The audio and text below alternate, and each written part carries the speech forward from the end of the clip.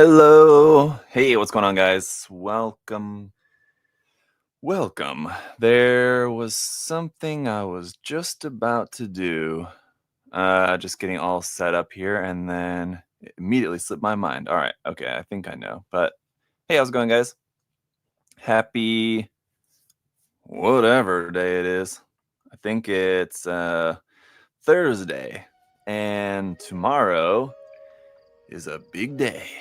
Tomorrow, I'm going to Atlanta for MomoCon. Actually, on that note, I did get a message about that. I've got like a million things to do today, so it's like going a bit nuts at the moment. But this is one of the things that I really wanted to do today. I actually wanted to do this live build last week, but it just kind of got away from me, and I wasn't able to get the kit all ready in time. But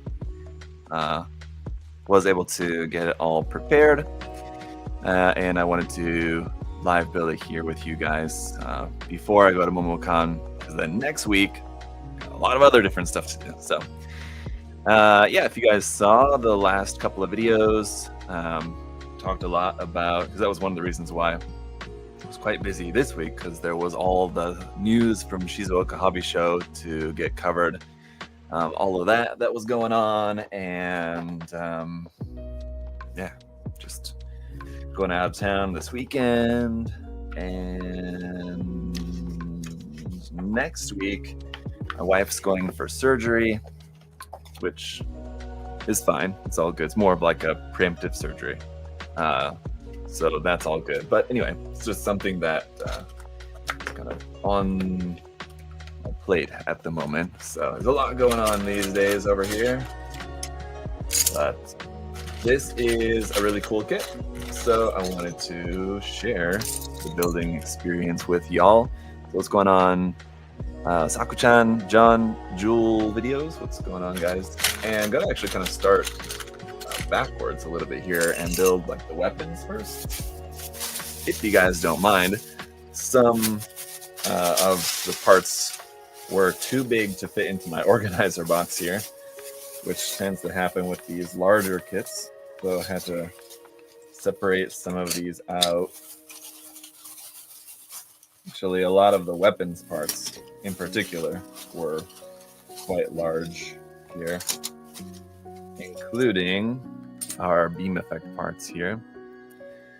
Said that I missed the Shizuoka Hobby Show by one day. Why? Are you like in Japan, or what do you mean?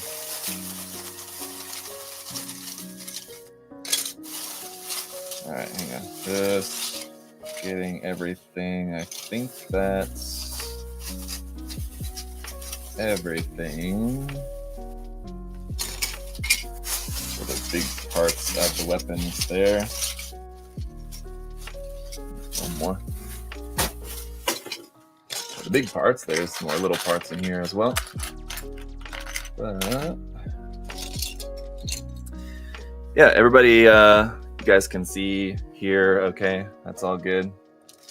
Actually, before I start getting all the parts out here, we can actually just kind of go ahead and put together these parts for the sword. It's pretty simple, just a couple of pieces here. Not too keen on the sword being all in black. It would have been cool if like just this handle part was black and then the actual sword blade was in a different color, obviously like a metallic silver or something like that would have been nice. I don't recall what color it was. So this is, if you guys may recall, I have built this kit before, and I think I live built it the last time around as well, which was like the original blue version of this kit. Since then, there has been a red color version, which I did not get, and I'm not sure if I will, although it is really nice looking. Just because I also have this one, and then if you guys saw the video last night, you saw that I did also get the new black one as well. So here's the sword. The sword, swords, plural, that the black version has are not in black. Well, the handles might be, but the actual blades are in like clear red. It's pretty cool. So we'll be building and reviewing that one as well later. But yeah, missed the red one. I don't know. I'm still tempted to try to get my hands on one, because the red one does also look really cool. All right, I think that's everything. So what else we got here? We got our beam saber handle parts and blades. Where's the end parts of those? Just saw that right here. I left Japan the day the hobby show opened for. Oh, okay, I got what you mean. Yeah, that's too bad. It would have been nice to go. Like, if you're just there in Japan, and like if you're there in Japan traveling, whatever, like during the Shizuoka hobby show, obviously it's in Shizuoka, which is not in Tokyo. So if you want to try to go like from Tokyo, it is a bit of a ride, I think, on like the regular. I'm not sure how long it is on the Shinkansen. It's probably like 30 minutes or something like that. I guess probably not that long. On like the regular, like express train, I think is what I took. I've been there before, and I think it was maybe about an hour or so. Is this kit as simple as HG in terms of construction? Kind of, yeah.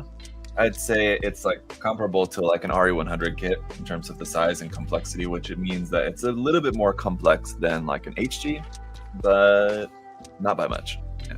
It doesn't have like a full inner frame, and it's not packed with loads of detail. So yeah, that's probably I guess in that sense, the RE100 kits and the full mechanics kits are actually quite detailed on the exterior. That's just like an aesthetic difference, kind of. It has a very detailed look. This kit does, and just to kind of remind you guys, what it looks like. It has a very detailed look, but it's more so just from like the different parts. It's not like surface detail on the actual armor pieces itself. You get what I mean?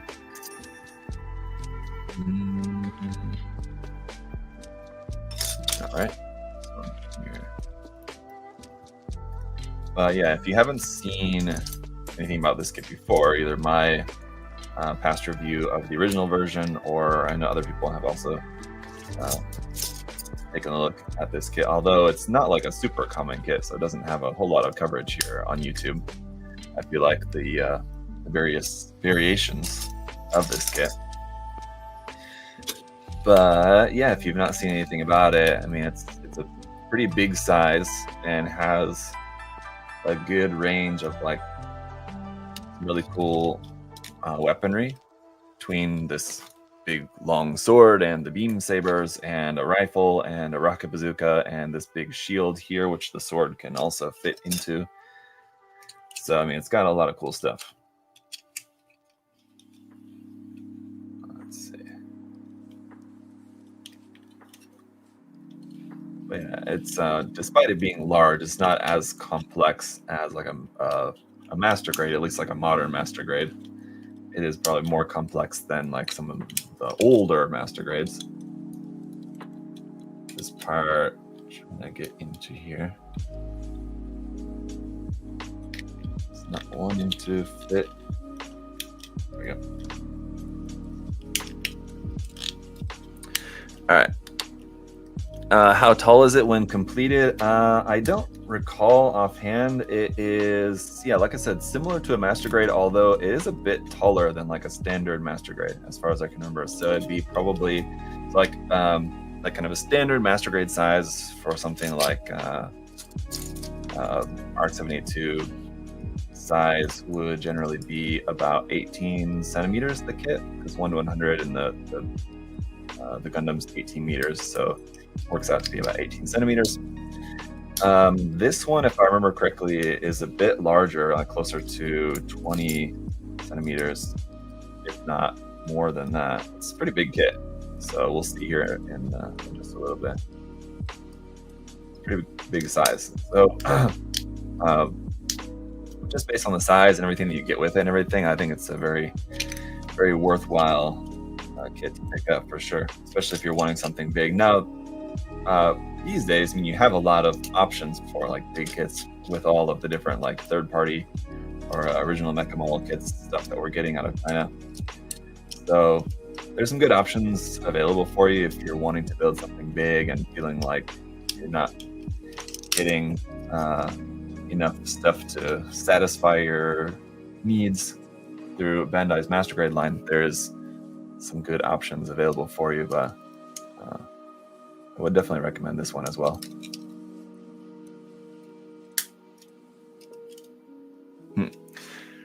For some reason, I do prefer the SD proportions compared to this real type proportion. Yeah, so what Sang, I'm sure I'm probably not pronouncing that correctly, but on Twitch, what they're referring to about the SD proportions of this is basically sort of meant to be, hang on, dark blue, sort of meant to be like a,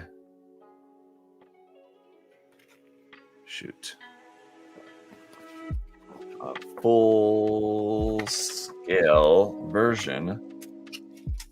We have these parts that are like exactly the same, but they're from different runners and they go on different parts. So I'm trying to make sure I have the right ones on there. Let me see. Okay, yeah. The X Career is the kind of SD version of this. The X Career actually came first, and there's a number of different versions of that kit. I've reviewed most of them, actually. There's a couple of versions of the X Career that I don't have, but I have reviewed a number of them. And yeah, this is essentially, although the design is a little different, that's essentially kind of like a full-scale version of the X Career. Morning, gents. Good morning, Joel. We're building this. The shield extends like that, and also our big sword will fit into that. Oh, I got that the wrong way. Here we go. Fits this way because then there's a little notch that kind of locks it into place right there. There we go, like that. That's how that's gonna look in there. Very cool. Okay, then our rifle. Everybody, hope you're having a great day. Thank you, Crimson Flag. Yes, hope everyone is having a great day. Now I will answer that text message, which I said I was going to look at and then forgot about immediately.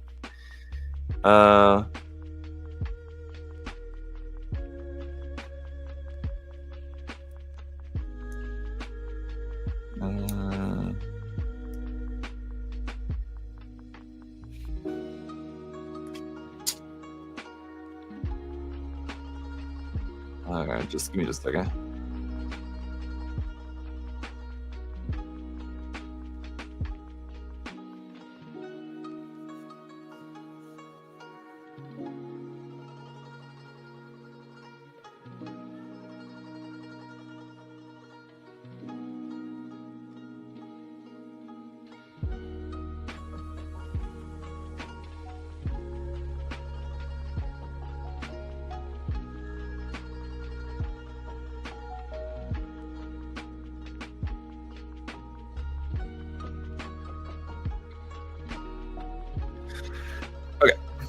Anyway, wondering if the RGX is going to hint at the X divider, if it does happen. That's a good question, Dylan.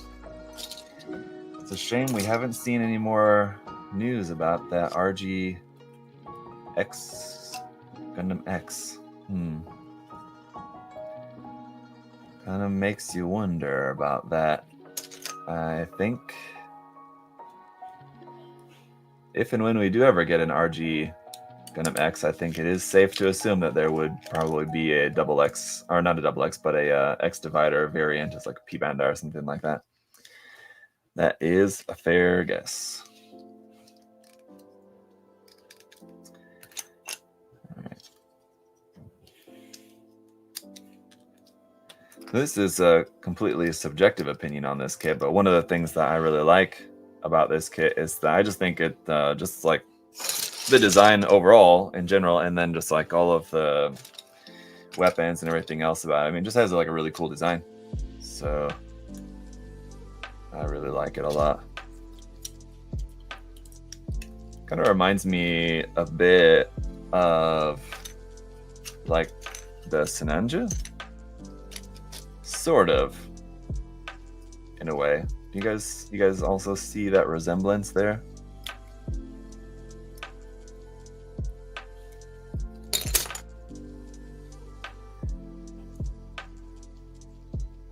Good evening, Revan. Good morning here. Good evening there. Let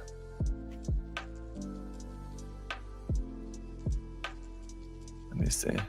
Yeah, I'm just trying to check in on the chat a little bit there. Yeah, so I'll be at MomoCon tomorrow.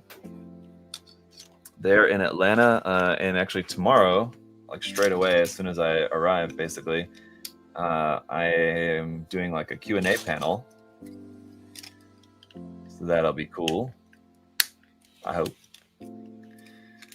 And then on Sunday, I'll be helping with the judging of the Gunpla competition there. So there will be plenty to do.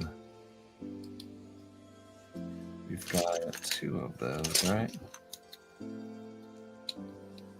Saturday, I don't think that there's like anything planned for me, as in like that I have anything going on, but I'll be around, planning on just kind of hanging out there at the event on Saturday, like around the Gunpla area, and probably just kind of seeing what else is kind of going on there. So if you're attending, if you see me around, say what's up. Will you be live streaming either of those events? That'd be fun to watch. Actually, that is a good question. I do not have an answer for you at this moment. I'm not sure if I'm able to. Honestly, I didn't even ask about that.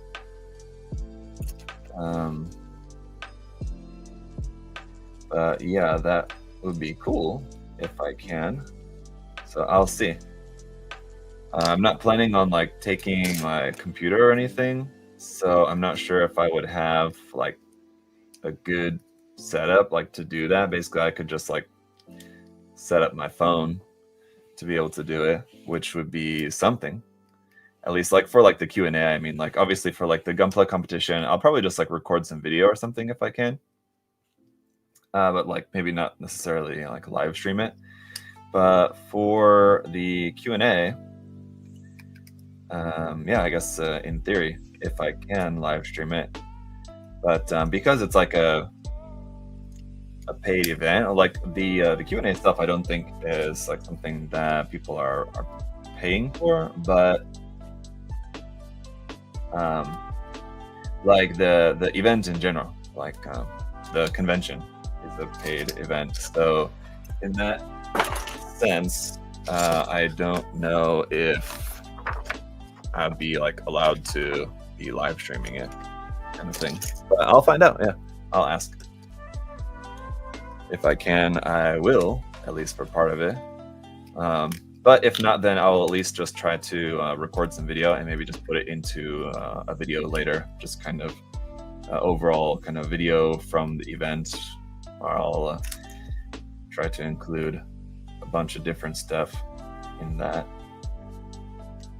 It'll be fun. I'm very much looking forward to it just because it's my first time attending any kind of convention like this here in the US. So I don't know exactly what all to expect, but it'll be fun for sure. Will you be doing a video review of this too? Yeah, absolutely. Yeah. So obviously because I won't have time today, and I will be gone tomorrow. So the video review for this will be next week, but yeah, I will. So here's our big axe weapon, which is also all in black here, but super cool design for that. And beam rifle, or whatever rifle anyway. You got a couple of clear parts. There's one for the camera in there. It's kind of hard to see. And then another one here, the rifle, and then the bazooka, which is also really cool. That does extend out there like that. You've got the 2 magazines there at the back that folds up. It's a really cool design for that one. So like I said, I really like the weapon designs that this guy has. Let's move on then to the torso, the main kit. Now I've got all the parts here separated just because of my limited space in my organizer box here and just the amount of stuff that this kit has, I had to put all the parts for the torso and the waist unit together here, so it's going to be all kind of mixed up. So we'll build the torso and then the waist unit right after. What's your editing software? So I use Adobe Premiere for editing. I mean, as you guys know, I don't do a whole lot of like fancy editing. It's pretty simple, so I mean, probably could, I mean, just as well use some other kind of free program. But we have an account like here at USA Gundam Store. We have just like an Adobe account, so it's not like an expense for me in particular necessarily. But I like using it. I learned originally on Final Cut Pro, and I tried staying with Final Cut Pro for a long time. And then I think when it changed to like Final Cut X or whatever, something like that, is when I finally made the switch over, because I was already using Photoshop and stuff, obviously. So I thought, well, I'll just use Premiere as well. Just kind of made sense, right? The axe looks really good painted up to bring out some of those details. Yeah, for sure. The kit, I mean, generally will look, of course, much better painted up. But yeah, like the sword being all in black and the axe being all in black, and even the, I mean, I think the bazooka or the rocket launcher or whatever, rocket bazooka, looks cool in like the all green. But I mean, yeah, of course, obviously painting this stuff, especially doing like some nice shading, because like I said, a lot of these parts, they don't have like a lot of surface detail. A lot of the details that you get from this design is just from like the multiple colors. So I think that this kit looks really good with like some nice shading on it. So that kind of helps to add some depth where you could have that visual depth created by having like details and stuff on the armor. Another way to do it would be like through pre-shading, or both. But anyway, do you have any update on what plastic the Monument repair uses? Trying to look for info online. I can't see a definite answer. I'm sorry, Carlo, I do not know that. But if you send me a message, I can try to check. Did you send me a message, or did you ask me about it before? If you're asking for an update, I'm guessing you did ask me about it previously. But if you're if you can send me a message just to remind me, I'll try to go out and check later today. But again, I'm like very, very busy today, so I might not be able to. But if you send me a message, just keep reminding me about it. If not today, then, you know, if I don't, just like send me a message and I don't get back to you about it later today, feel free to send me a message. I'll be here. I got it like on Monday or something. Any thoughts on the Gundam Seed Battle Destiny Remastered? I'm not sure what that is, what you mean by that. What are your hopes for the Golden Warrior kit coming soon? What's the Golden Warrior kit? So you guys are talking about a bunch of stuff that I don't know what you're referring to. Sorry.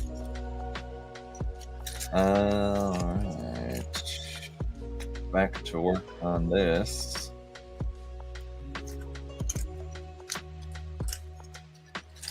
There it is. Trying to find the piece.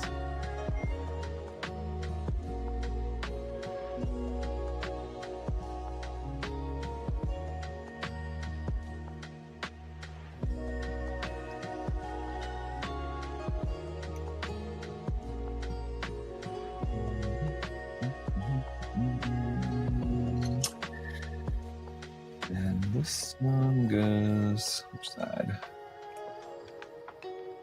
Oh. Okay.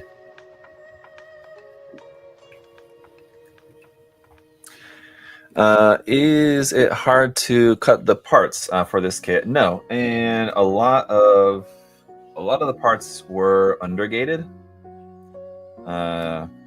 which, you know, as I often talk about, is something that doesn't matter at all to me. I don't really care. I mean, like for a plated kit, obviously you want the parts to be undergated, but for a kit like this, honestly, I kind of prefer not undergated, and not everything is undergated, but there are some parts that are. But I mean, yeah, generally like the plastic quality is good, and like the fit is good on everything on this kit. I mean, so far on this one, and just because I built it before, I mean, as I remember with the previous version, I didn't have any issues with it, so safe to assume that everything's just as good on this one. All right.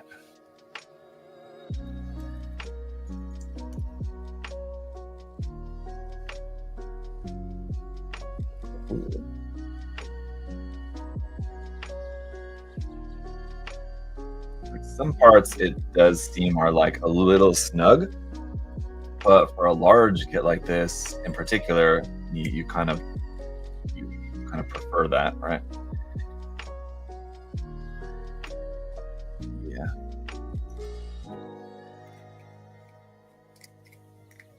Especially on like the this section which I'm putting together right now, which is part of the joint which will connect in the arms.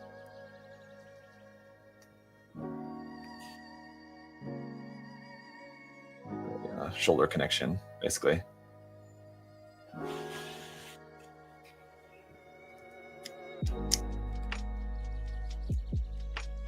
There.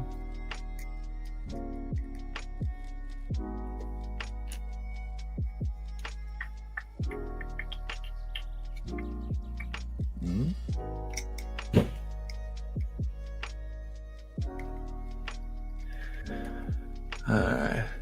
Evening, Alvin. What's going on? Alvin Red Delta there on Twitch. How's it going? Orange Cat makes incredible mecha kits, but their Musume kits are really bad. Weird. Yeah, I don't know. Have I built any of the Orange Cat Mecha Musume model kits? I'm trying to think of what those are and if I've built any or not. But yeah, I mean, like their mecha model kits basically like, oh yeah, I did build that one, didn't I? Which was the one that had like the frying pan or whatever. Yeah, that was bad. It wasn't like the kit was like bad necessarily. It just like ended up like not looking anything at all like the box art, and it was just so incredibly lackluster. There was just not really much of anything to get excited about with that one. And I think that's like the only one that I have built, just that one, as far as I can remember. Yeah, like their mecha model kits, man, I'm not sure what else mecha model they have other than the different versions of this and the X-Cur, the ESTAILEV and the X-Cur. Just trying to think like offhand, I don't know what else they have other than that, but yeah, those kits and their many variations are really nice, yeah, for sure. This kit and the X-Cur.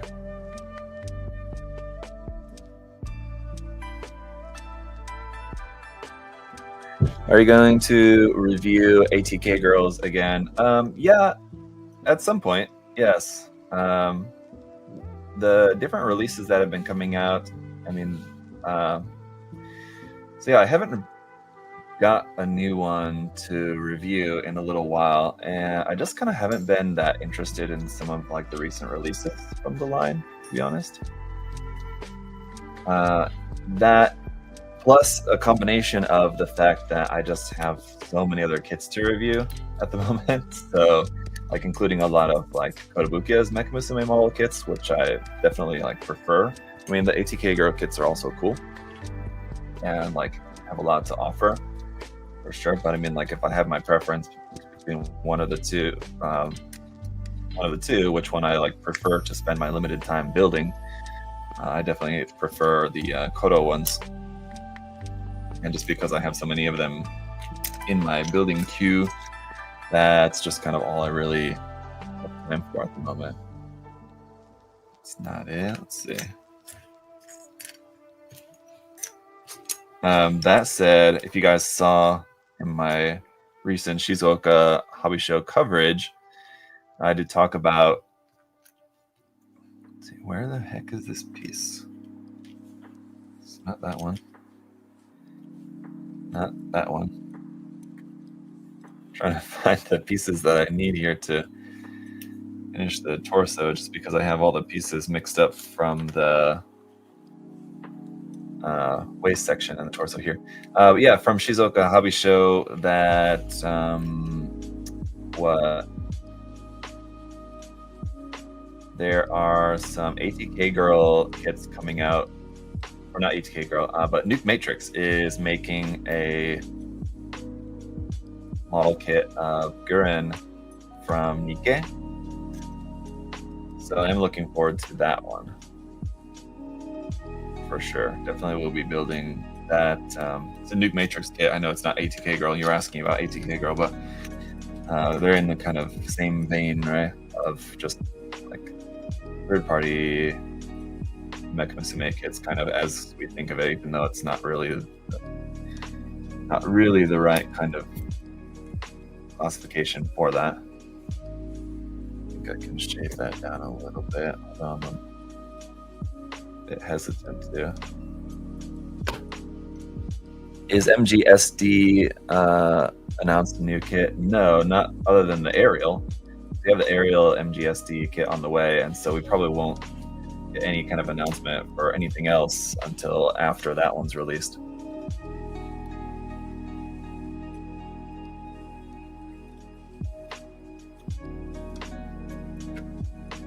This part's kind of tricky to get into the right place. Here we go. And I still can't find this one dang piece that goes on the top. C, so it's white. Okay, that's helpful. There we go.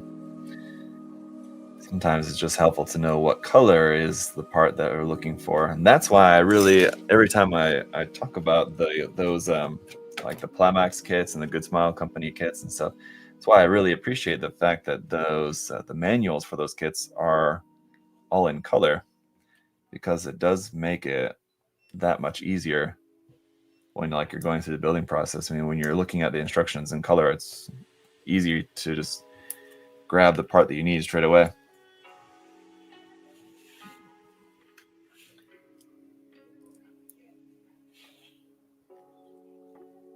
Oh, really? Okay. Add that, and this other piece. There we go.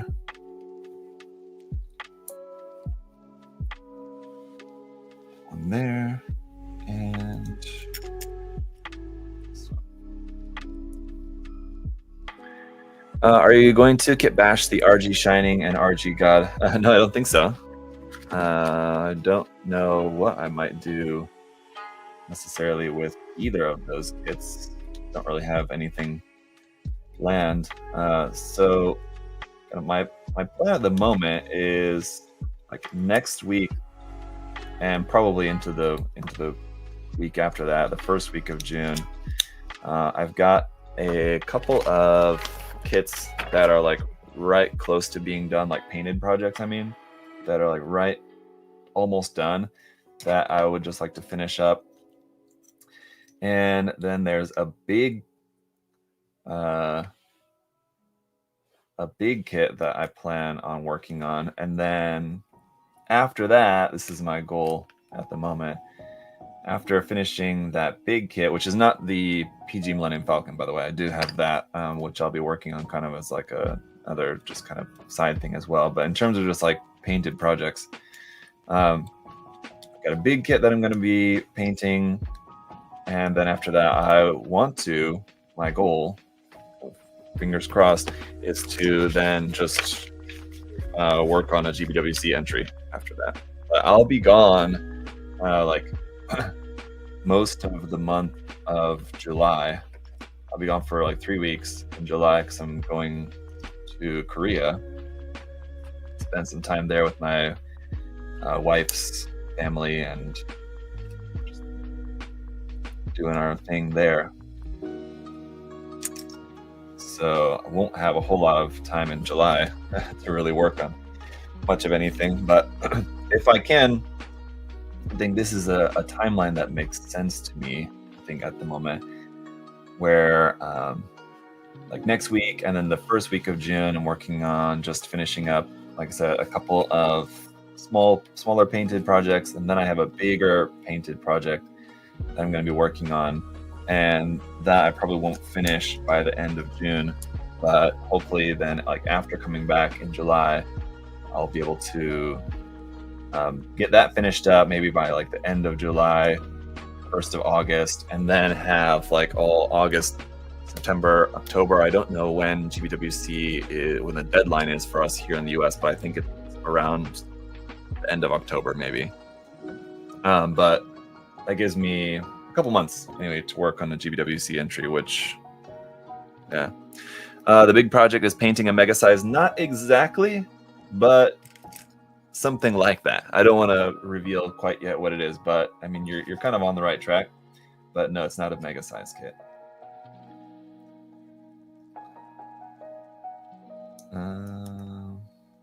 Wait. Okay. All right. It's like a mega size, but it's not a Gundam kit. It's big, similar to a mega size in that way, but it's not a Gundam. And that's all I'll say. You're not getting anything else out of me, so don't even try it.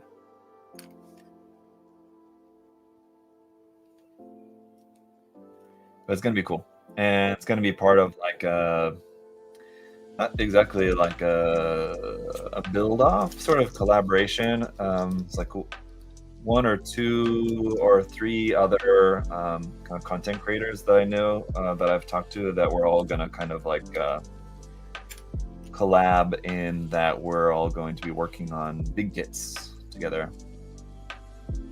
Big boys and our big kits. Something like that. I don't know. We haven't really discussed some sort of like a title for exactly it is of what we're doing necessarily, but yeah, it's going to be a group effort. It's a couple of us that have big kits that we want to work on.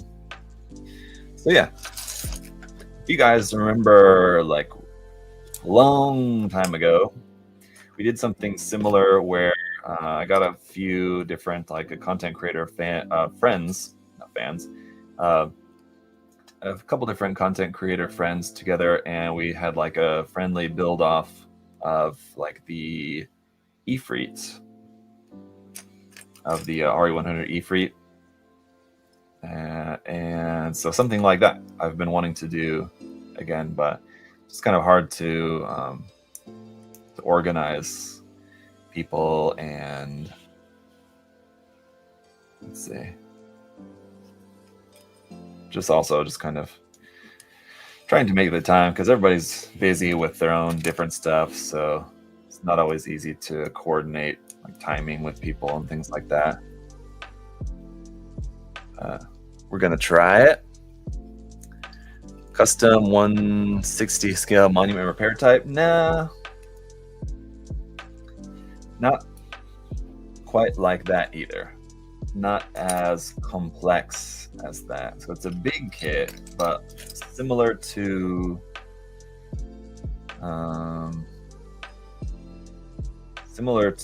a mega size. It's like similar in complexity to a mega size, but it's not a Gundam kit. I think.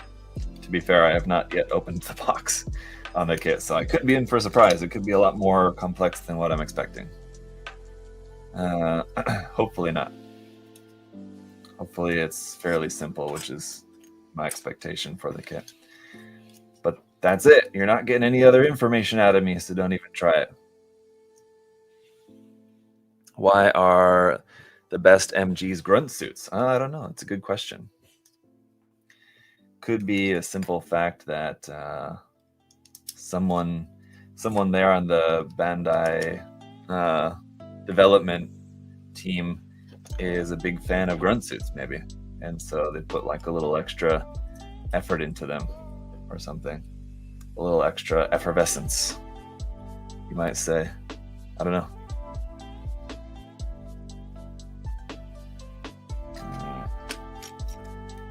We're just about done with the waist section here. So that makes our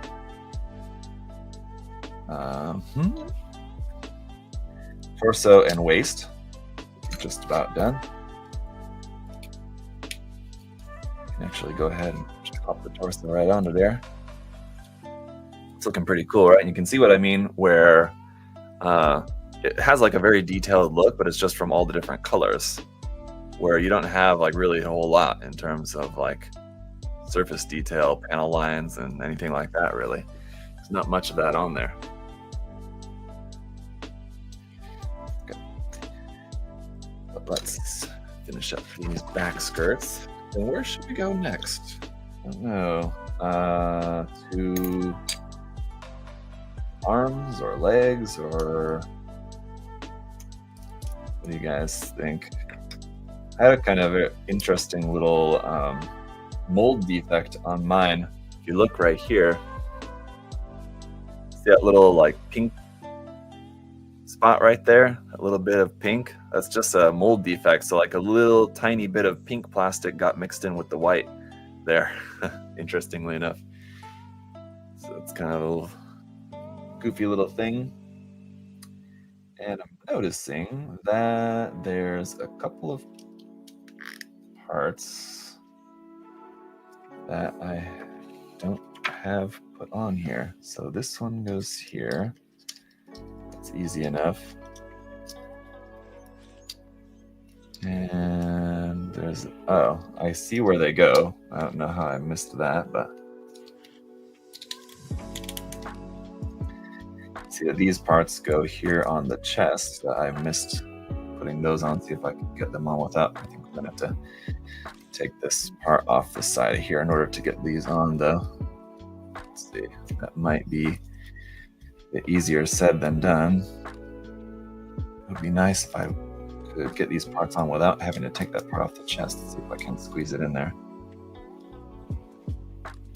Oh, yeah, I can. Okay, nice.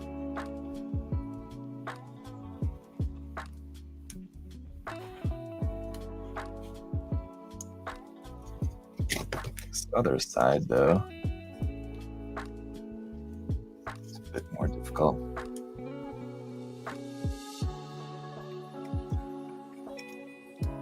There we go. Okay. Anyway.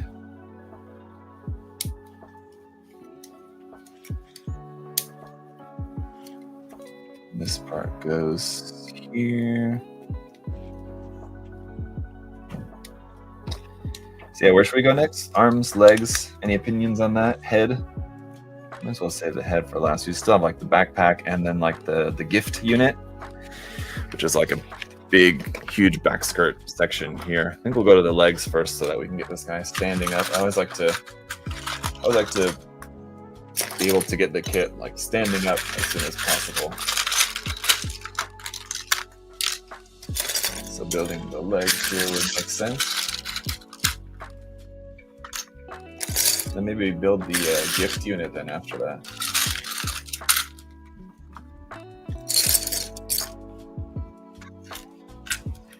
As you can see, when someone was asking earlier about how this compares to like an HG Gundam kit, one thing that you will notice is that there's definitely a lot more parts than what it would be if it was just like if it was comparable to just like a scaled up HG.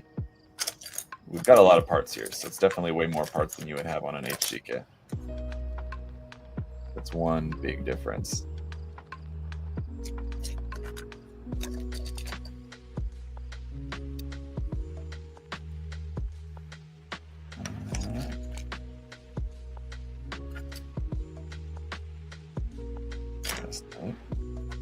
The opposite of that piece. I can need that in a moment. That, and this one. That is right.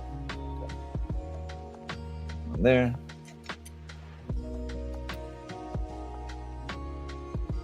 There.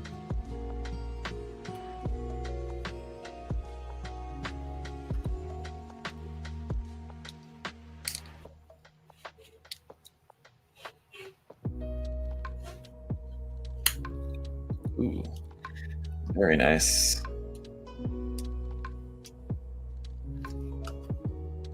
As I mentioned, I don't think that we have like a full inner frame, but you do have a pretty good amount of frame here. This is obviously the leg frame here that we're building. which is also going to feature highlights such as like a moving armor, like for the thigh, when you bend the knee, move the leg, moving knee armor. I mean, it's got some nice gimmicks, and again, this is the kind of things that you wouldn't expect on something like a high grade. Some HGs do have some features like that, but again, just kind of makes this a little bit more advanced than just a big high grade.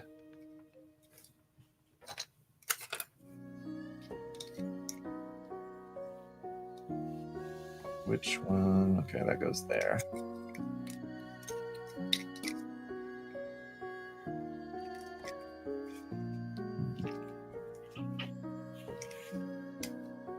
Hoi. What up? I'm ordering Starbucks. Want anything? No, I'm fine. Thank you.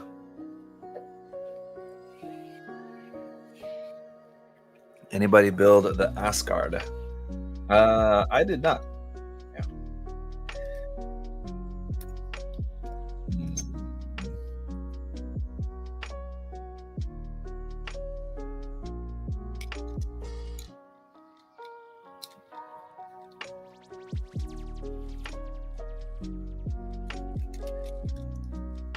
Still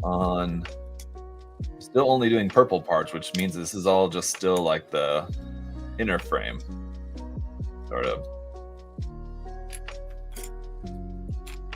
Yet to get to any like non-frame parts until right now. Spoke too soon. It's our first non-frame part here on the leg. That little bit of armor right there. Like with the rest of the kit, we're gonna have a whole bunch of different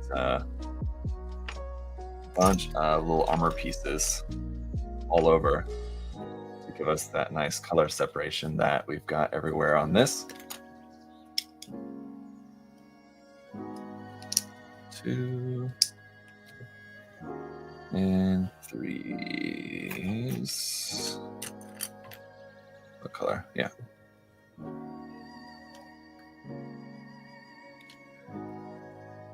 Okay.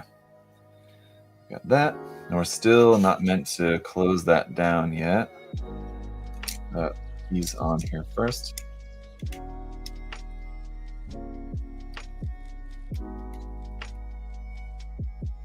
Right, yeah, okay. Felt a bit loose for a second there. But that's how it's meant to be.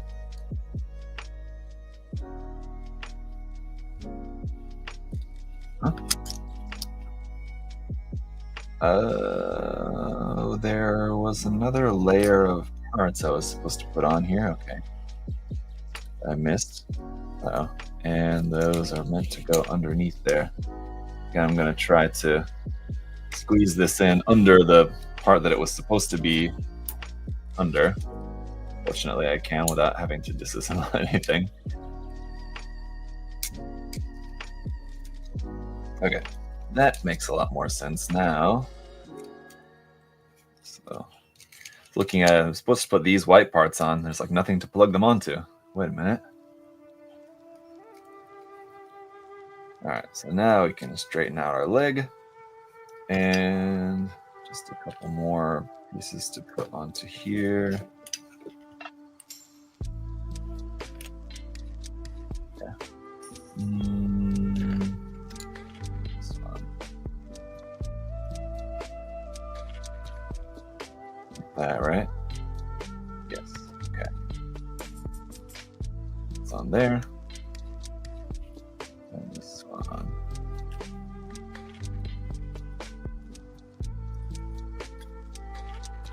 You can hopefully, I mean, if not yet at this point, you will see, you know, as we're kind of making our way through the construction process, you'll see, and definitely in the review as well, what I was talking about how this kit is definitely going to look good with some shading. I mean, just painted generally, but especially with some shading will definitely make this, help this to really shine, to really pop, especially with it being white. I mean, it's a cool color scheme on it, but sometimes that like pure white plastic. Doesn't really show that well. I mean,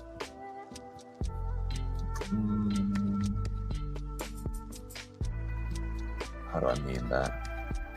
Okay. It's just like blindingly white. And if you were to actually paint it, even if you don't do any like shading on it, just painted, you could kind of tone down the white a little bit with just like the color of white paint that you choose or whatever, but definitely would help with the overall look. Not that it looks bad, but you get what I mean. That's not it. Here we go.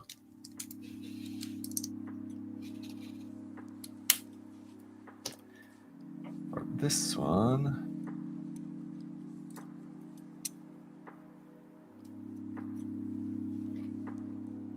hey everyone, hello Infernal, what's going on? Can't wait to see this in your vid next week. Yeah, it's gonna be a very cool looking kit for sure. So yeah, check out, I should check for myself. So if you guys saw in my video from yesterday, last night, my delivery video, I just got in the black version of this kit, which is like black with gold accents. It looks really cool. Some like different parts on it too. It's not just a color swap. It's mostly a color swap, but it's got new parts for the head, new parts for the shoulders, new parts for the waist. So it's got a whole bunch of new stuff on it, and then new weapons and all that as well. So very cool looking. But that one, so what I mean to say is that this white version we did not get here at USA Gundam Store. I don't know particularly why. I think because this was like kind of like a Hobby Japan collaboration release. So I think that it was maybe only available like in Japan. I got this from Japan directly. But the black version I know that we do have here at USA Gundam Store. That said, I don't know if it's sold out or not. So I can check on that, or if maybe you guys want to check on the website real quick and pop that in the chat, let everybody know. I'll check here in just a second.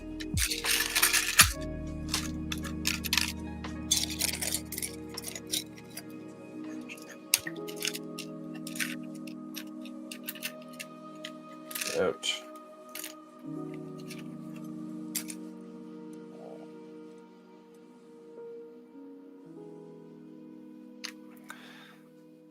Do I talk to Alex lately? I haven't talked to Alex for a little bit, actually. I've been meaning to call him, though.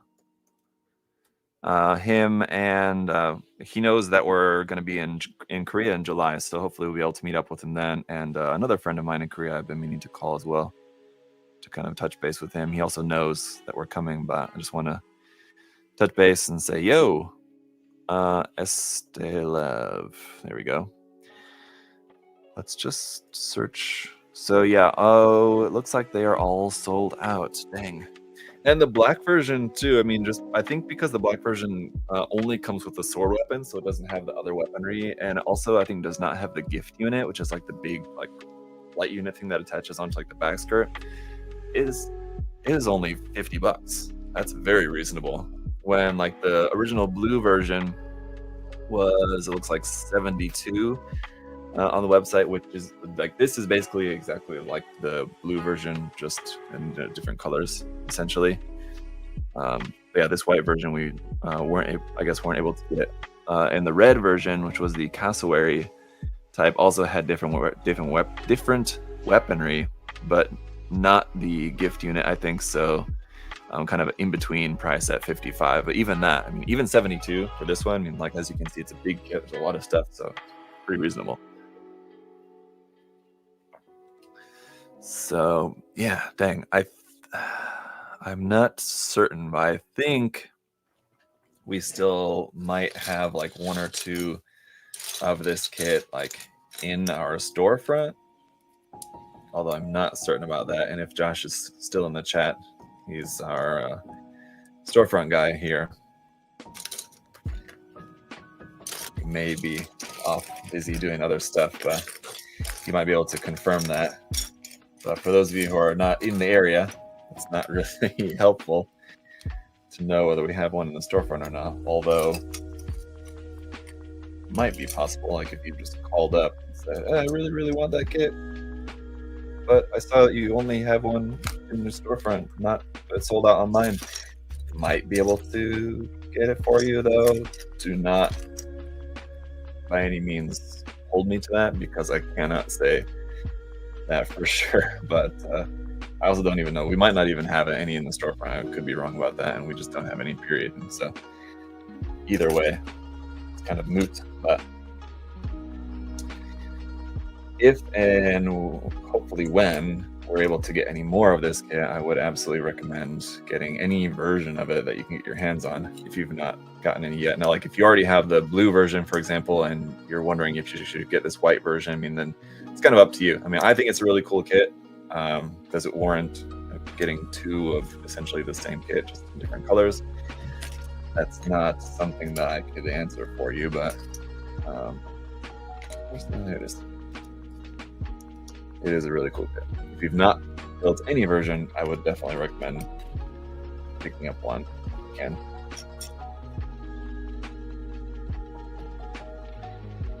All right. As you can see here, I'm just kind of cruising through the build of the second leg here real quick so that we can make our way to the gift unit I think we'll go to next.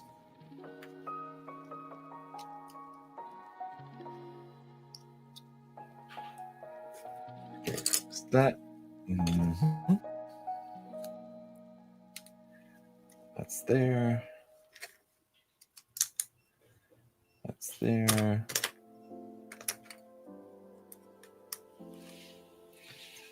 That's there. Fortunately, my brain is working and I'm able to remember the construction process without having to look at the manual, so I can kind of cruise through this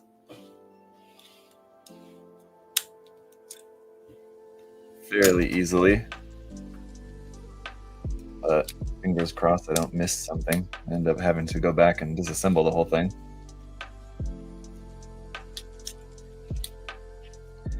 But so far, I think I'm on track.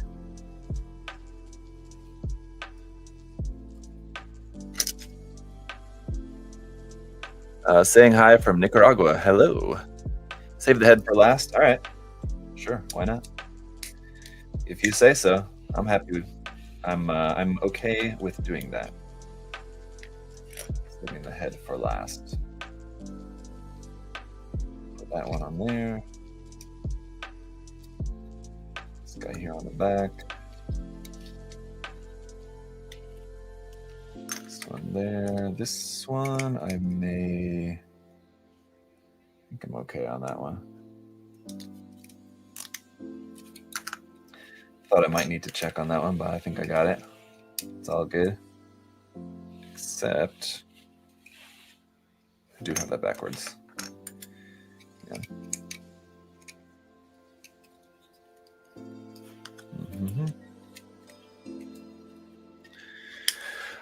Can't wait to get down there in December with Travis so he can pick out a few kits in person. Yeah, absolutely. Yeah, looking forward to it. Let's see. I prefer the Hajiraboshi and the Marcosius. Has more compact and no big wings. Those are both cool kits, I think. Now here's where I might need to check back in the manual, because the process of attaching all the armor onto here is, you do kind of have to pay a bit of closer attention to make sure that stuff goes on in the right order, because of all the overlapping armor pieces and everything. Don't want to put something on first when it was supposed to be on top of something else or something like that.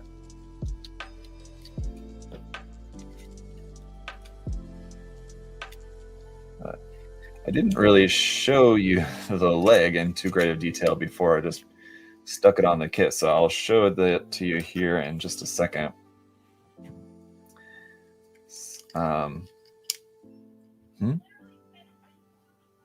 Wait a minute. It's this side.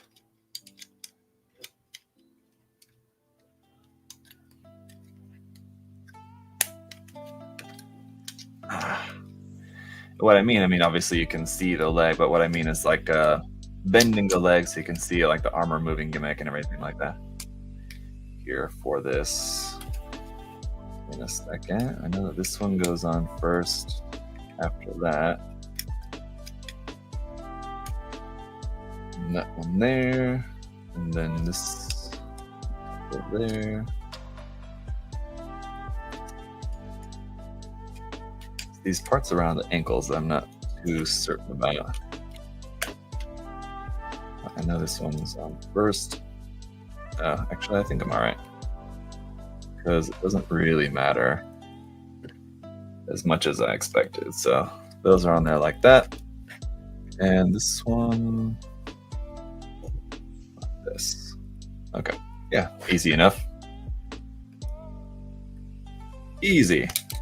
So yeah, as I was saying, the leg, when we bend the knee, and I will zoom in a little bit here. So when you bend the knee, the armor panel on the thigh slides and the knee armor separates. So there's the sliding armor there for the thigh, and then when we move our second joint, the knee armor will separate. And actually, the knee armor separates into two parts. This part doesn't move automatically. You just have to move it manually. You get the main armor of the knee separation, and then this lower part here also too can move. So that's pretty cool. You got a toe bend there, some nice details around. You got some good space there between like the end of the leg basically and the foot. So it's enough space for the foot to be able to move around there without being blocked by anything like going on with the leg armor. So it's very nice. And we're getting a sense of the size of this, where at the moment, check here, it looks like it's standing around, it's about 21 centimeters without the head even on it yet. So yeah, it's definitely going to be a big boy. That puts it pretty tall. Probably going to be around 23 centimeters, like full height, when it's all said and done. Looks hard to paint all those. It is going to be certainly a chore to paint. There's a lot of parts. Yeah, that's true. So the gift unit is the gravity invert flight thruster unit that attaches onto the back skirt. Go ahead and put that together here next.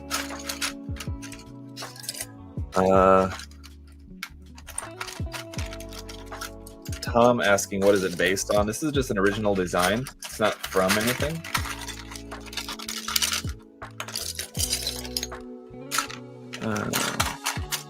I wonder why Bandai never produced HGC Queen Mansa until I checked the height. Yeah, it's a lot bigger than the Kshatriya, actually. That is true. I think most of our other, speaking of big parts, other big parts here are mostly for this section of the build, which looks like I missed a nub there. Undergate. That's why I don't like undergates.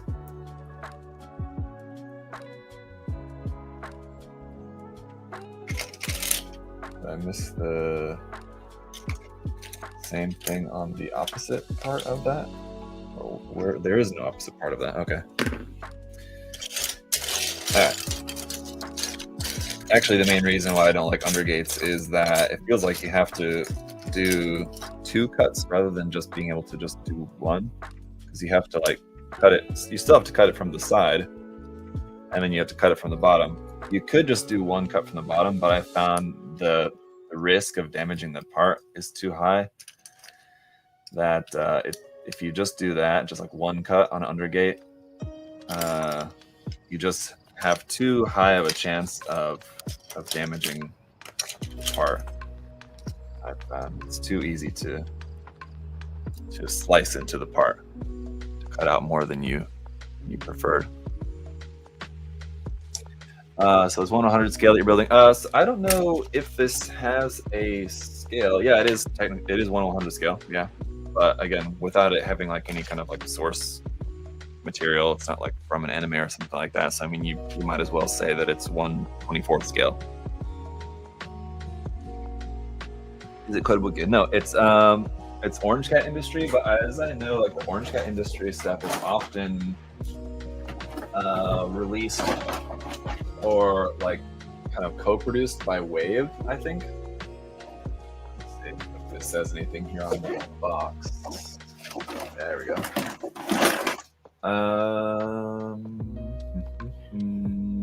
So I don't see anything here. It's a Hobby Japan and Orange Cat Industry collaboration, and yeah, as I know, that stuff's usually, yeah, like co-produced by Wave. Although I don't know, it doesn't. I'm not seeing anything on here that says that, but that's. I think that's correct. Usually. So anyway, it's not Code Book yet. That's the important point. Here's this. There.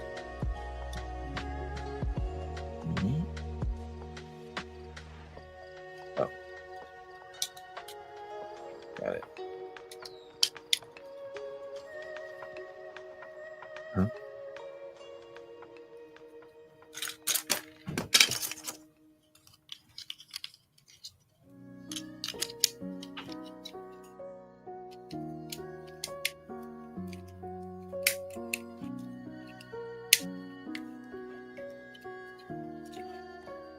Alright, is that?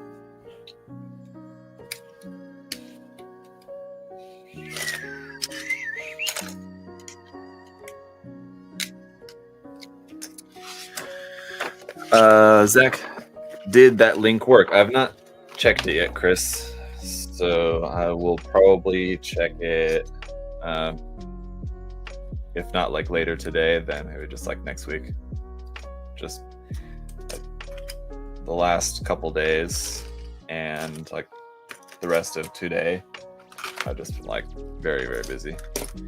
Swamped, you could say. My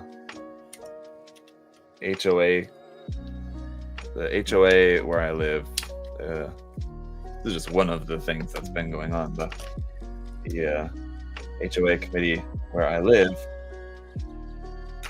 yesterday evening had to come check out, even though they've already denied my application for it twice. They wanted to come out and check it out and get some eyes on it and see what we can work out to get it approved. And so they came out and they got some eyes on it, and they let me know what I need to do to get it approved. So that's fun. It's been an ongoing saga for months now. I think I talked about it a little bit previously, but yeah, essentially just, if you guys know anything about living in a community that has an HOA, then I'm sure you've heard the stories. Now let's see, that's P, which is what color? Should be white. Oh, there it is. Not that one.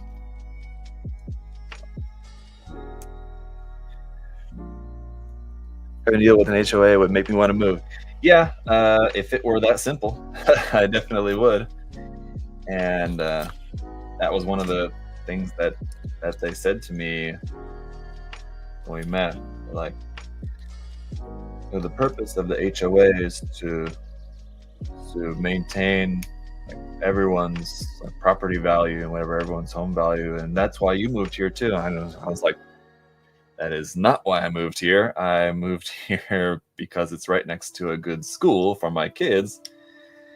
If there was an equally, nice neighborhood with a home available, at the time when we wanted to move, that would allow my kids to go to that same school that did not have an HOA, I absolutely would have chosen that one. So, I don't know. It's been a pain. Basically, they don't want to take the L, and I'm not giving up either. And so it's just been like a back and forth. And the committee is just like the same members on this committee that have been there forever, and they're used to just being able to just always have their way. Whatever they say goes, and they're not used to someone like pushing back on them, and they don't like that. So we're dealing with it. I'm jumping through the hoops and doing everything I needed to do to make everybody happy. And ultimately,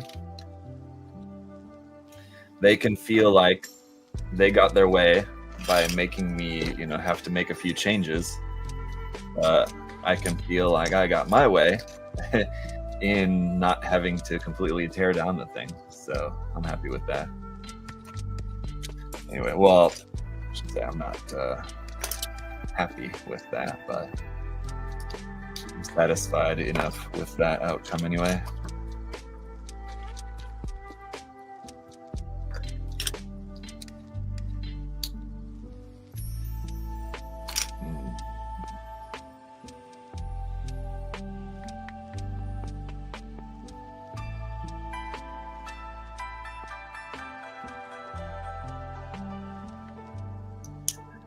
Oh, Blue. Yeah, sorry. Yeah, if you might not, depending on where you're from in the world or where you live, you might not even know what an HOA is. And in that case, consider yourself lucky.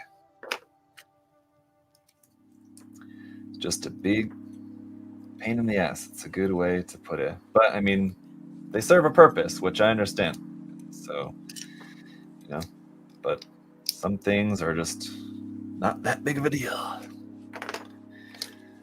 That's where people get into disagreements with their homeowners associations. People have differing views on what's really worth people's time and effort. That's where people get into disagreements. I somehow encased a hair between this part. I'm trying to get the hair out. It's gonna bother me. All right, there we go.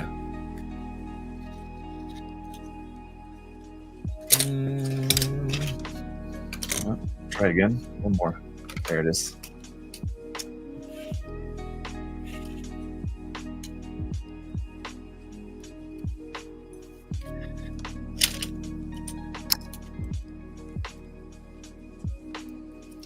The worst part about it, I'll say, has simply been the fact that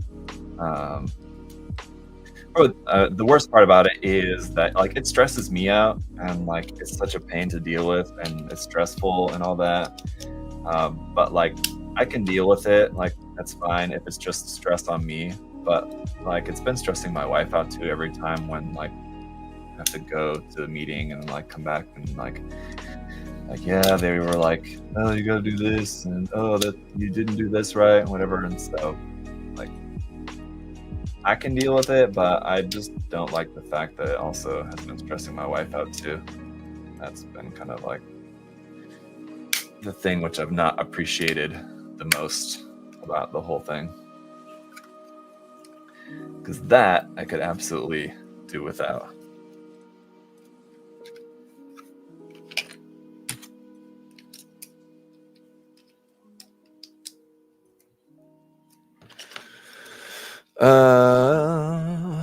My backlog reached 10 boxes, and I can't stop buying help.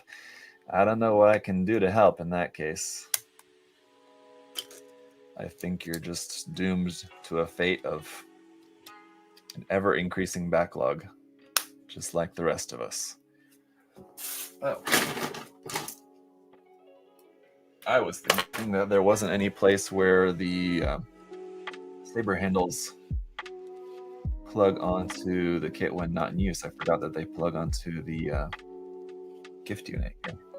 I think it's supposed to pop into place there. Taking a little bit of force to pop it in. Huh?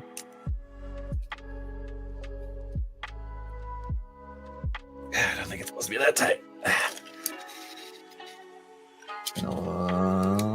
Maybe just gonna think about that for a little bit.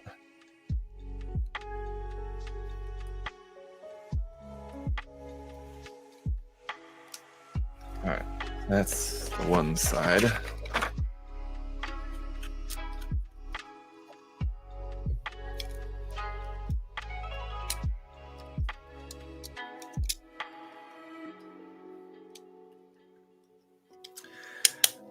Uh, 10 is a rookie number. I'm not gonna lie. Buying and get to building and painting is really happy though. I mean, yeah, of course. Buying is just a necessary step along the way to ultimate satisfaction of just actually building and, yeah, like I said, painting or whatever else it is. And for some people, maybe it's just the buying. That's it. That's the end of the road. But whatever the case is,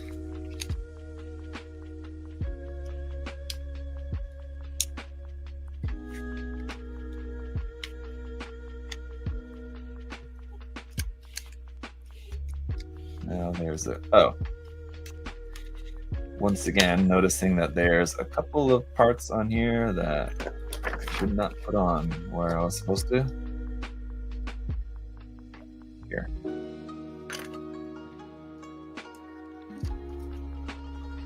Like that.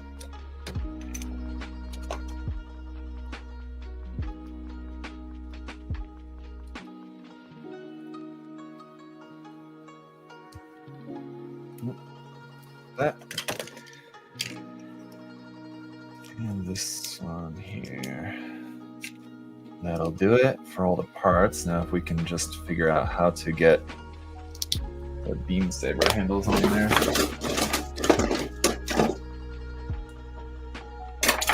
I don't think there's any other trick to it other than it should pop into place there, but it's like real tight.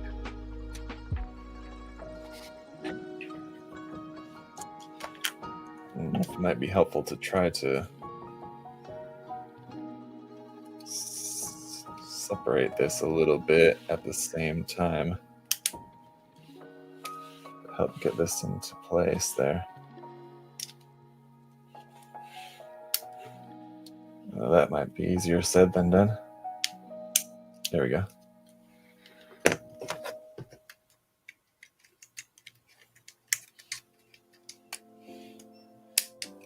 All right. So they're in there, and that's what counts. Now for the final assembly of this, I'm hoping. Oh no. Okay. That's what I was worried about, that those parts would be not lining up. Let's see, I need a picture from the back side. Okay, they're supposed to be pointing upward. This one's right.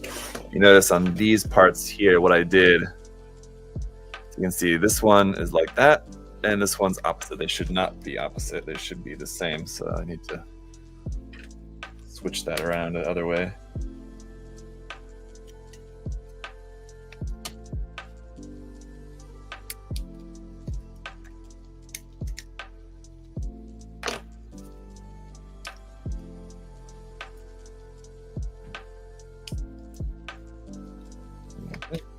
This. There we go. That's correct. Does US get Gundam base pop-ups? Yeah, we do from time to time. The closest one, like to this area, though, that I know of, I mean, where has there been one around here?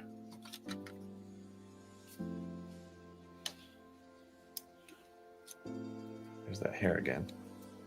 Okay.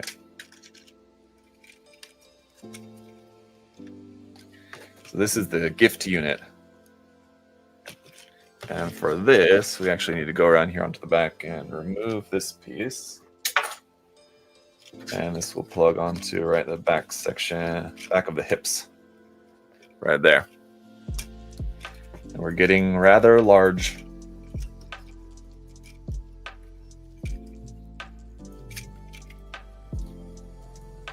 And the spam call. Okay, arms next.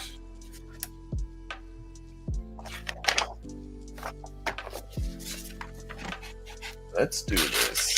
We'll do arms, then backpack, then base, then head. So we do have an included base that we have to build as well.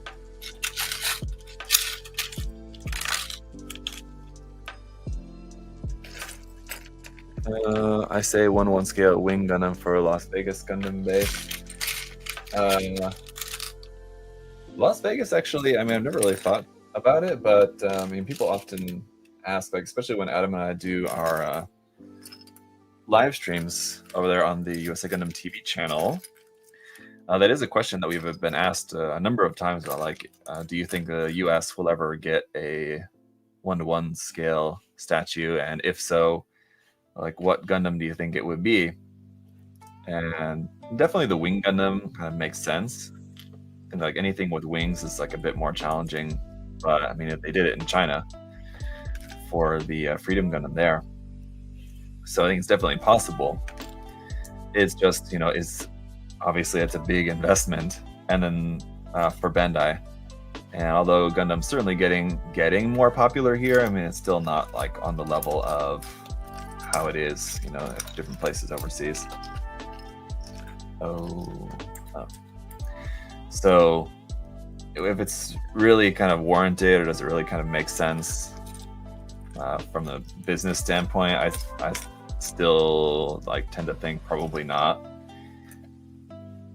But yeah, if it did, then, you know, the Wing Gundam, yeah, it would be a good candidate.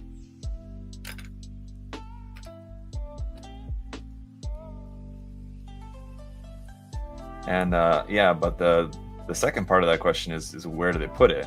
And like somewhere in California probably would make sense.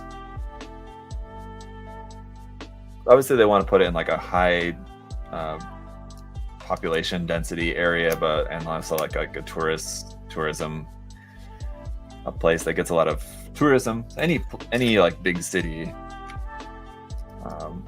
would have a good amount of tourism. But yeah, I never really thought about Las Vegas. Actually, that actually would make sense, because they probably would have space, you know, somewhere. I know that it's a big city, but I feel like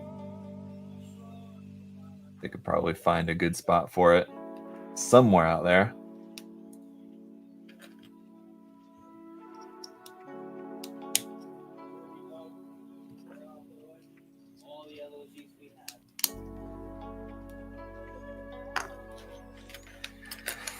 Alrighty.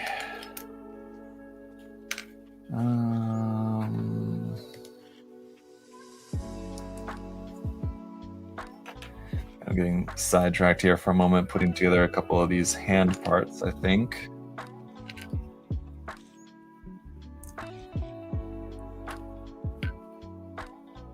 We've got a few different options. Oh, really? That's annoying. All right. Or like whether you want to have open hands or closed fists, it's not a matter of only swapping the part for the back of the hand, but also kind of like this other, or like the middle part of the hand as well. That's annoying. Part that actually has like the wrist joint on it. This and this. Next, which that's like that.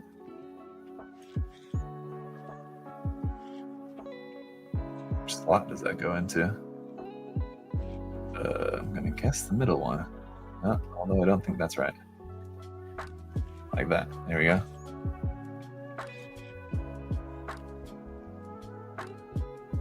Wait. Alrighty. Got that. Wow. I like when they give you entire hands you can swap at the ball joint. Yes, that is preferable. But yeah, so for the hands, we've got, I can show you here, the closed fists and weapon holding hands in full.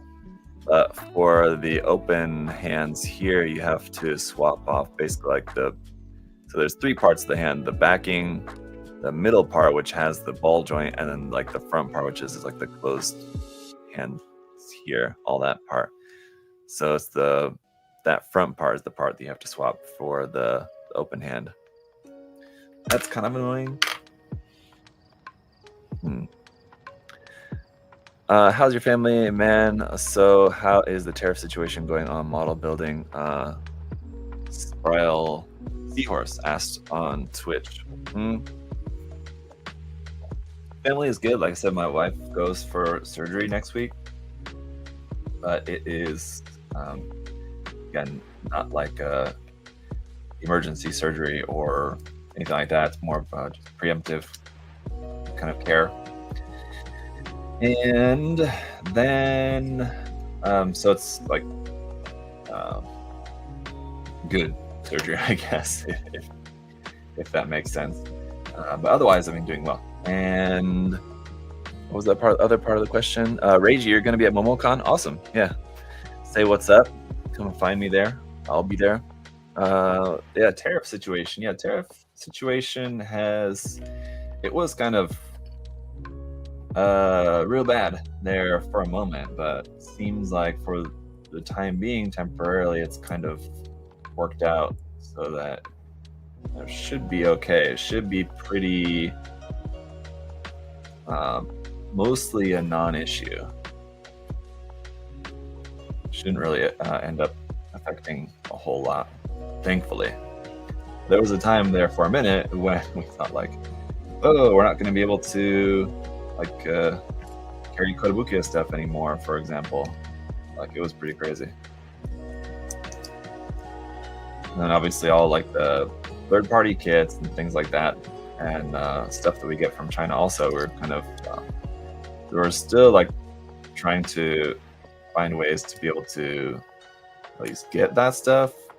But I mean, yeah, depending on how like things were looking and how things could have gone, could have been a bad situation.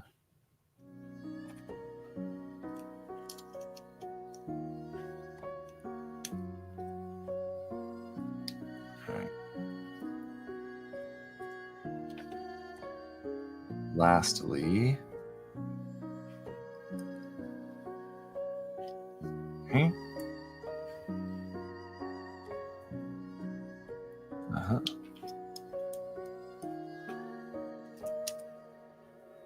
right, so there's our shoulder armor done.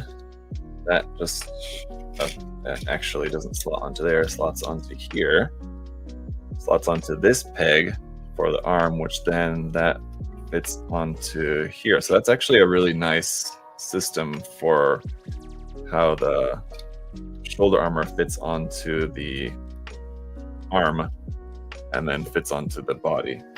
That's really nice.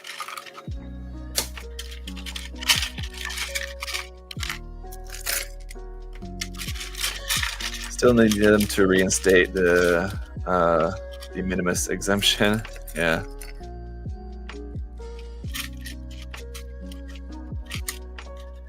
kit has mixed parts made in China and Japan, like the 30-minute sisters. I wonder how tariff can be calculated. So yeah, I think that in that case, the tariff is only applied to the material cost for the material from China. So like if it's and that's something that kind of Bandai has to figure out, like, how they charge for that. And I think, based on what I've heard, at least in Bandai's case, they've basically kind of absorbed that cost for most things, for most model kits in particular, because it's a smaller percent, and then it's like a percent of a percent kind of thing, and it's not enough to warrant like really raising the prices necessarily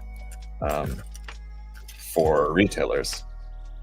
But like it would be like if they get like if it's like a 30-minute sisters kit where like the face parts were printed in China, I mean, so that's, you know, maybe of the total cost of the kit, like production wise, if that aspect of it was, you know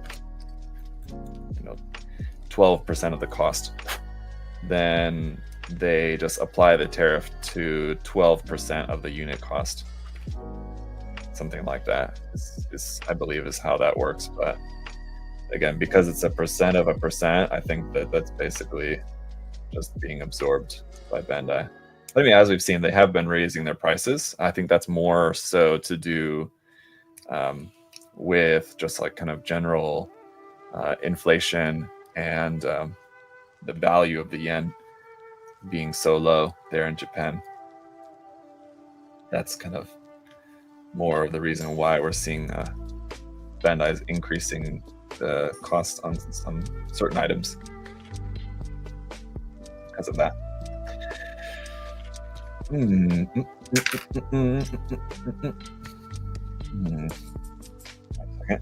That one goes with that, and this one goes with this one.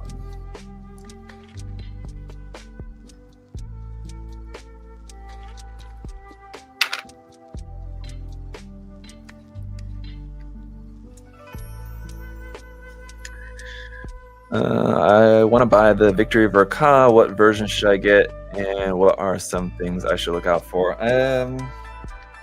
If you've seen my review of that kit, you know it's not one of my favorites. There's not anything particularly wrong with it. The main thing that I didn't like about it is just kind of a general lack of posability with it. It just because of the transformation gimmick, the articulation, I feel like is a little bit limited by that, and so it's not the easiest kit to get into like different like a variety of poses. So that was kind of disappointing for me, I felt, with that kit.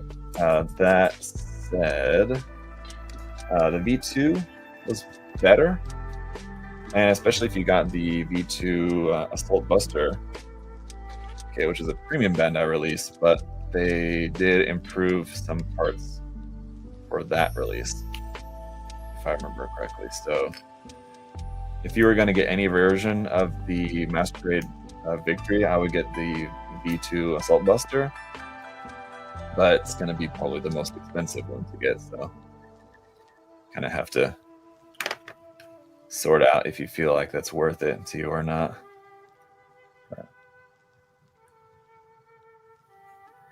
Even for people who are much more ardent defenders of the Victory Gundam out there, I would imagine they would probably also agree that the V2 is the best version to get. Yeah. Does USA Gundam Store restock the store exclusive Sosai Shoujo Teian kits? So you're talking about like the Kotobukiya exclusive releases that we do get. So like with any Kotobukiya stuff that we get, we only restock it when Kotobukiya reprints it. So for any of those releases, I don't think that Kotobukiya ever reissues those. So the answer would be no. But like some kits do, like are reissued from time to time. Those ones usually do not get reissued, as far as I know.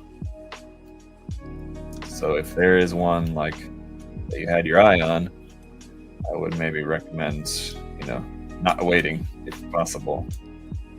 But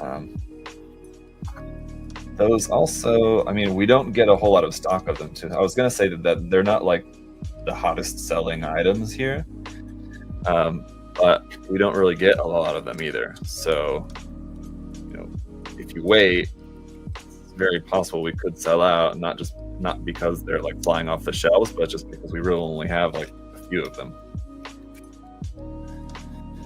So there is our body done. I have to kind of like try my best to get everything all like kind of lined up here. It's a lot of stuff, but as you can see, it's certainly getting quite large here. And we don't have the backpack on yet either, which we gotta put on here.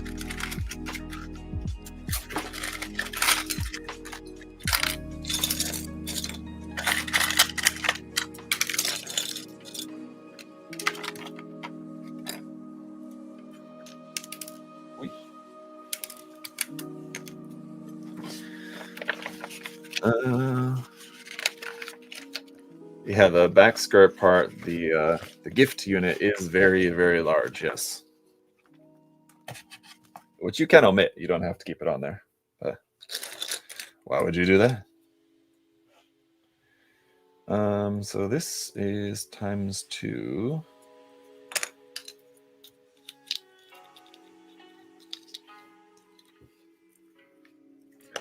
Aside from just like the proportions generally and like the silhouette reminding me a lot of the Sinanju, these backpack parts too also remind me a lot of the Sinanju.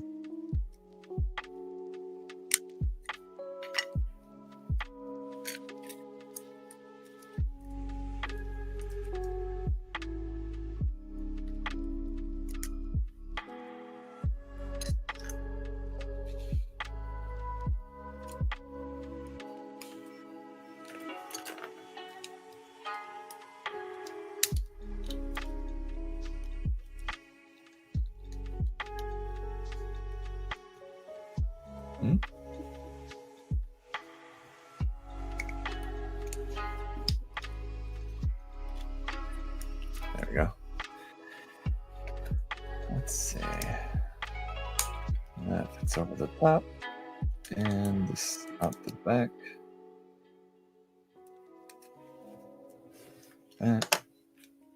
Pause.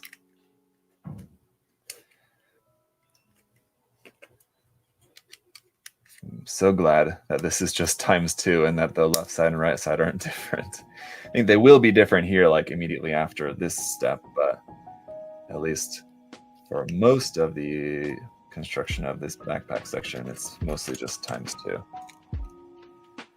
That just makes it easier. Not until we get to this point that then it becomes different. So put a little plug piece on this side, plug that up. Get in there.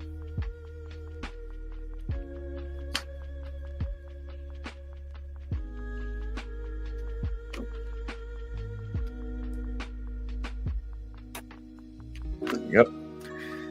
And then here, this I think we can do. It doesn't say to do this part ×2, but we can. It just goes on the opposite way on the other side.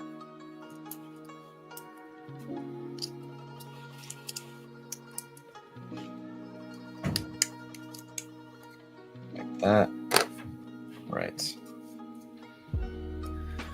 Will you be building the Dominant Titan, aka the 1/100 scale Messer? I wasn't planning on it, actually. It looks like they have another new version of that coming out, though. I was looking at our website the other day. I saw what looks like another version, yeah, that kind of looks almost sort of like the Messer, sort of mixed with like the Penelope almost, kind of.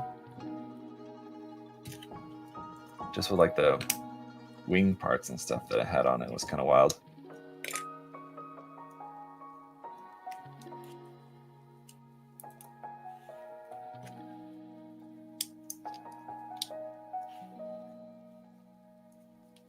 Not like exactly like a Penelope, I should say. But anyway, if you've seen it, you know what I mean. Maybe. Anyway, there's another version of that, I guess. From what I saw, looks like that's coming out.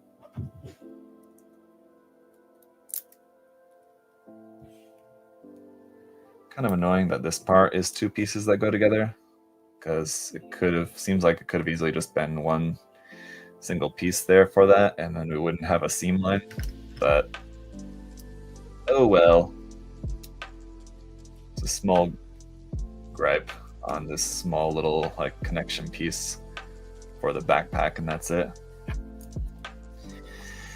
So this one's gonna go like that, like that.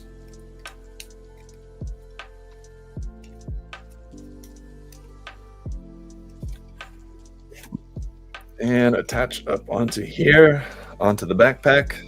And now we can build the base.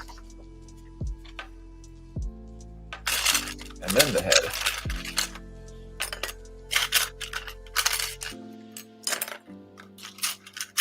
What's the difference between plastic kit and resin kit? Well, resin kits are not molded on like a runner. So obviously the material is different. It's made from resin instead of plastic. And the parts aren't molded on like a runner in the same sense that like plastic kit like this would be.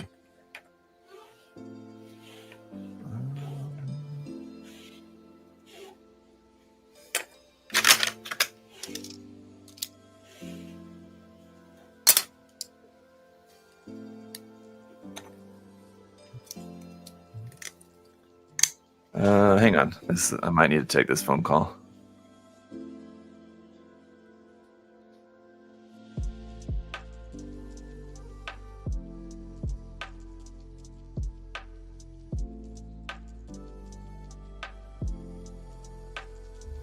Yeah, no, I did not need to take that phone call. All right. There's that. This has that system where it has like kind of like a pin lock for the articulation of the base part here. And that usually works pretty well. Where like you have to push this pin like side to side. If you push it one way, then this will move and you can adjust it. And then once it's in place, you push the pin back to the other side, and then that's locked in place there like that. It works good enough. It's not like preferable. I kind of prefer Bandai's method where they just have like a little switch that kind of looks more like a light switch sort of.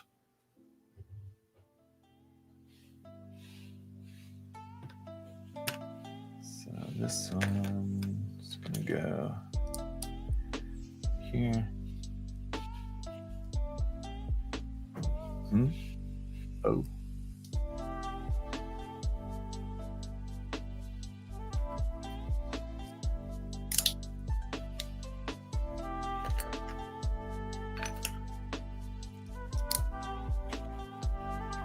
Oh, I didn't remove the nubs on this part at all. Missed that one somehow.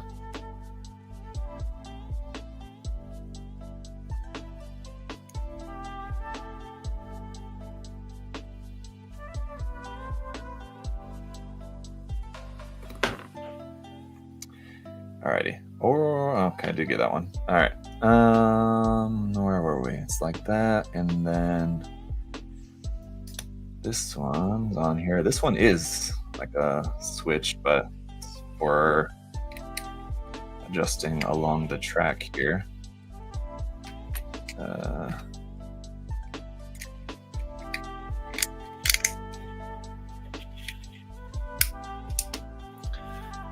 That goes on there.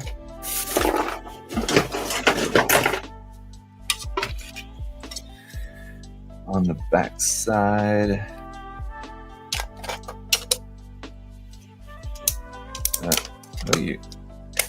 That fits in there.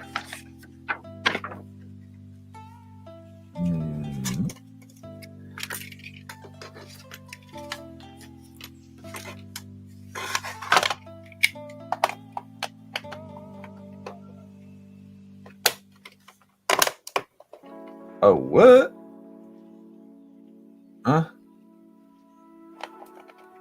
Oh. There's like this little attachment piece that can fit on there, which is kind of weird. And this is really tight. Oh, God. Why is that so not wanting to move at all? What? What's the deal? Oh. I might have to take this apart real quick.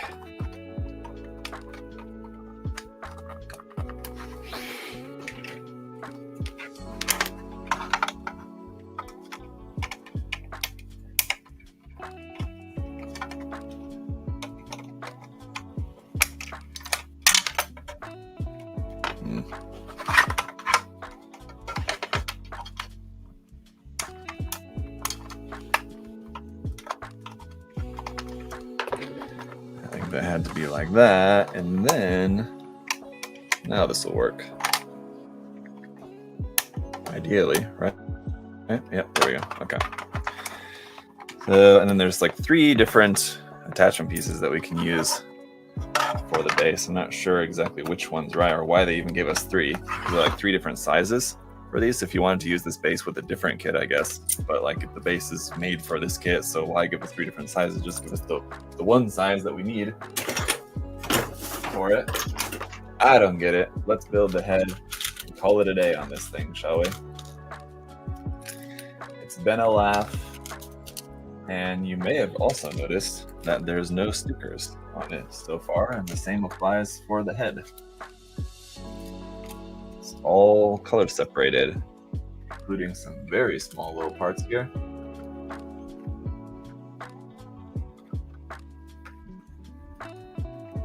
Some of which I was very nervous about losing.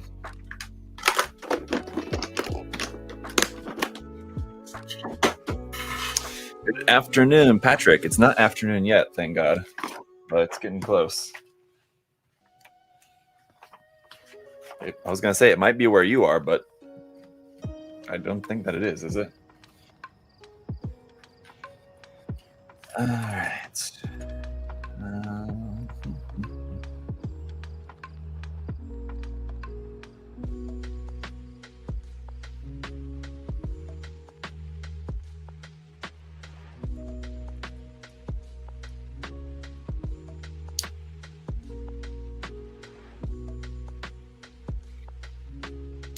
Don't sleep on the RGGPO1. That kit is good for an early railgrade. Yes, I absolutely agree with what George is saying on the GPO1. Great RG kit.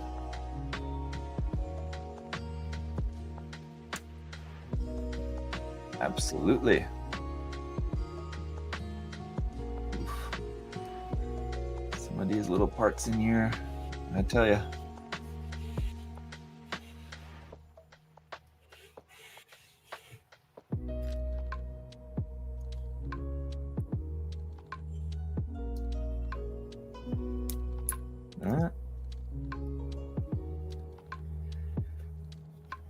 That.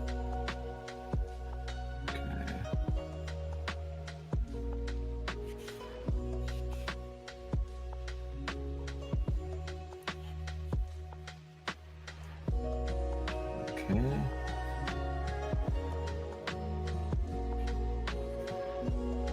Ooh. Very nice.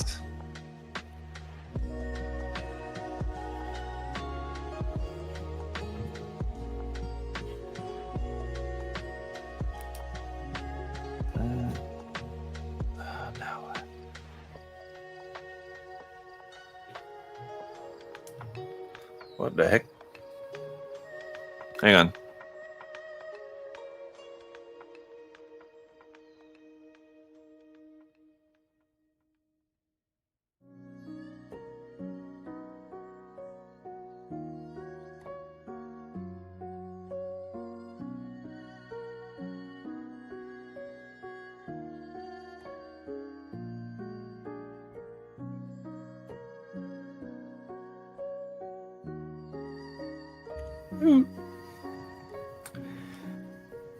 Yeah, these little parts here for the head are gonna look great once installed, but you just gotta be very careful.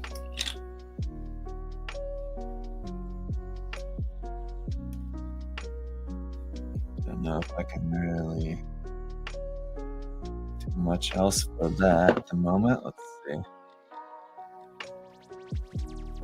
Hmm.